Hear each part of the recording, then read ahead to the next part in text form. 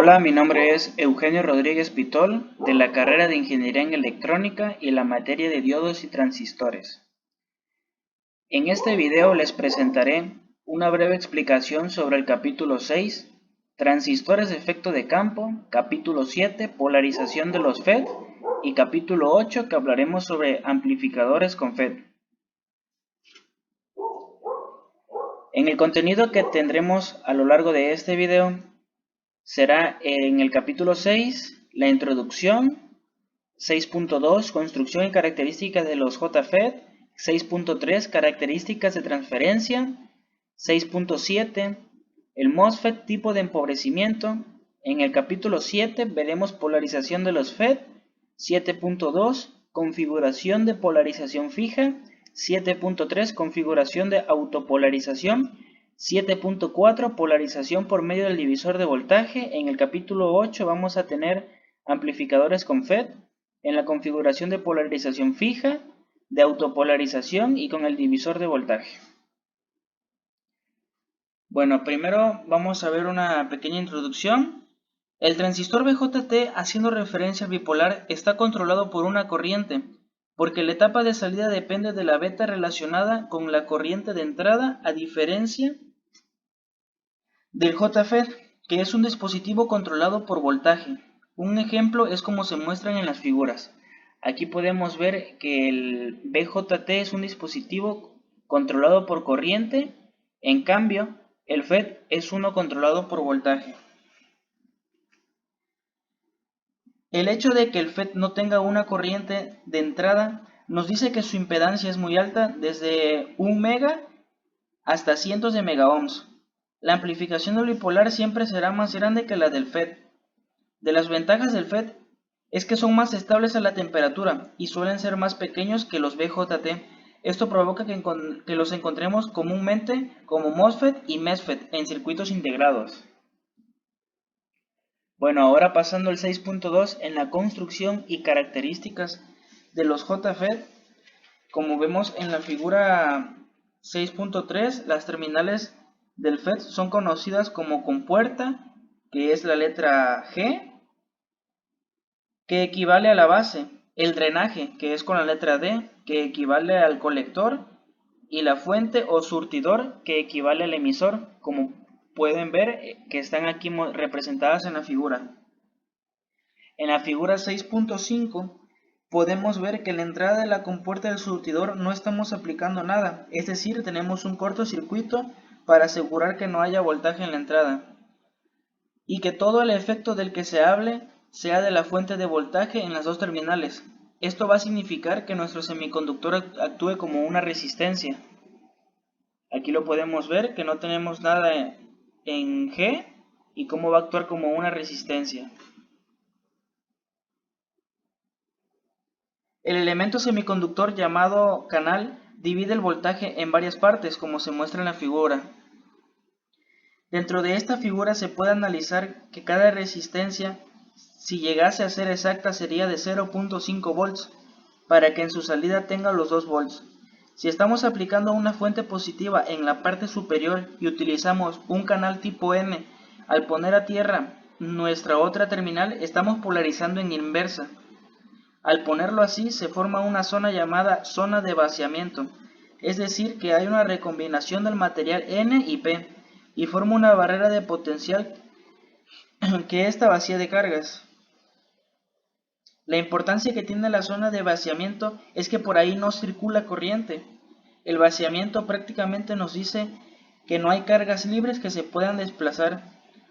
Este básicamente es el comportamiento del FET. Para este ejemplo se tiene una como configuración surtidor común o surtidor a tierra.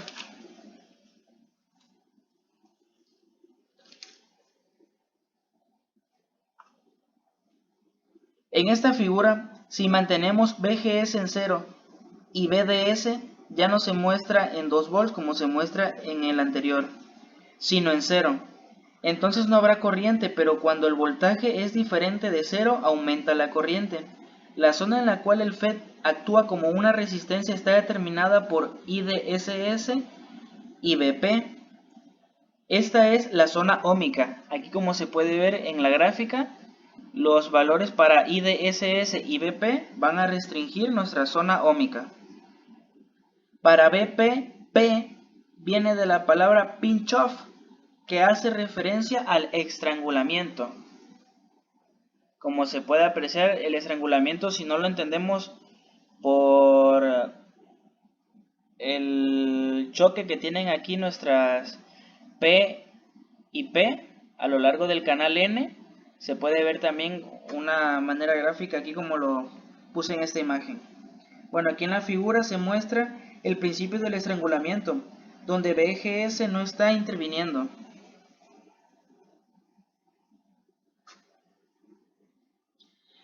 Aquí en esta figura nos dice que la salida está comportándose a partir del estrangulamiento. Esto quiere decir que el circuito se comportará como una corriente constante en ID. El FET siempre se trabaja con polarización inversa, donde el canal será tipo N y la compuerta tipo P. El material de tipo N se energizará con voltaje positivo y P con voltaje negativo. Esto quiere decir que la fuente de corriente constante requiere que esté polarizada en inversa. La unión NP, la unión de la compuerta y el surtidor.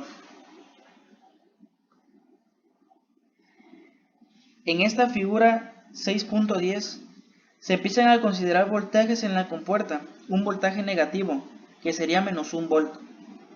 El positivo de nuestra fuente está conectado a tierra y el negativo a la puerta. Este voltaje empieza a generar las zonas de vaciamiento por debajo, si no metiéramos nada de voltaje por el drenaje. La zona marcada con rojo en la figura 6.10 sería completamente uniforme, como se puede ver aquí. Estas zonas serían completamente uniformes si no existiera nada. Bueno, la figura 6.11, donde tenemos la gráfica, nos muestra que cuando tenemos voltaje en la compuerta del canal, se empieza a cerrar por debajo. Cuando hay un voltaje de menos 1 volt y el BGS se empieza a aumentar, el canal se cierra, antes como se muestra en la figura gráfica, en la anterior. Si se comporta como una fuente pero ya no llega a los valores de IDSS, si seguimos aumentando el voltaje de la compuerta, la curva empieza a volverse constante a niveles cada vez más bajos hasta llegar a menos 4, donde la corriente de drenaje no llega a presentarse. El voltaje de la compuerta que apaga toda la corriente se le llama como BGS off. El voltaje que cierra por completo el canal. Tomando la gráfica vemos que tenemos una recta donde nuestro FET actuará como una resistencia. Esto en la región óhmica.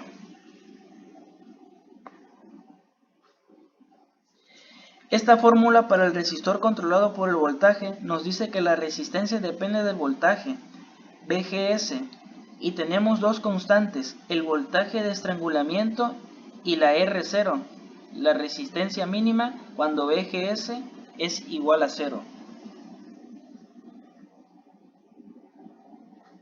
Bueno, para los dispositivos de canal P, para la figura 6.12 lo que cambia es que nuestro canal es P y la compuerta es N, y los voltajes ahora están invertidos. Al tener los voltajes así, produce curvas invertidas como se muestran en la siguiente figura.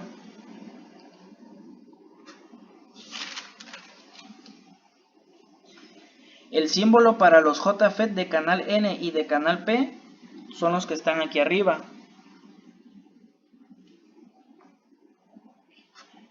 Bueno, ahora estamos en el 6.3 en las características de transferencia. En este subtema veremos la transferencia en relación a dos variables y a las que nos referimos son como vemos en la fórmula, donde nos dice que la corriente de drenaje depende del voltaje de entrada y del estrangulamiento. Esta ecuación la vamos a conocer como la ecuación de Shockley. Ahora, para las curvas, estas curvas dependen de IDSS, del voltaje de estrangulamiento como constante, y BGS. Cuando BGS alcanza el nivel de estrangulamiento, la corriente es 0. Y cuando BGS es 0, la corriente será igual a IDSS. Las curvas de transferencia están relacionadas con una variable de salida y con una de entrada. En cambio, las curvas de salida solo se relacionan variables de salida. Para entender más esto, tenemos estas siguientes fórmulas, que es referente a todo lo que hemos estado explicando.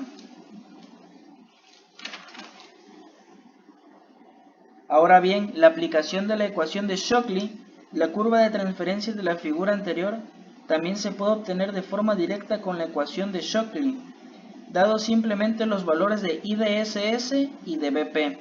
Los niveles de IDSS y BP definen los límites de la curva en ambos ejes, y solo se requiere localizar algunos puntos intermedios de la gráfica. Todo esto tabulando, y pues sustituyendo BGS igual a 0 nos dan la siguiente fórmula. Sustituyendo BGS igual a BP, tenemos ID igual a 0. Para el método abreviado hace referencia también a la tabulación y hace referencia a ver qué pasa cuando BGS vale la mitad del estrangulamiento. Y también ver qué pasa para el 6.7 del MOSFET tipo empobrecimiento. Esta figura nos muestra su estructura de construcción, donde en el canal substracto y el SiO2, que actúa como aislante, la compuerta está conectada a los contactos metálicos, es decir, que ya no tenemos relación o unión NP o PN. Su símbolo es el que vemos en la parte superior derecha. No hay una conexión eléctrica entre la terminal de compuerta y la del canal de un MOSFET. La capa de SiO2 en la construcción de un MOSFET es la responsable de la muy deseable alta impedancia de entrada del dispositivo. Esto quiere decir que cuando se construye un circuito con MOSFET nos va a representar resistencias muy altas y se tendrán corrientes muy pequeñas.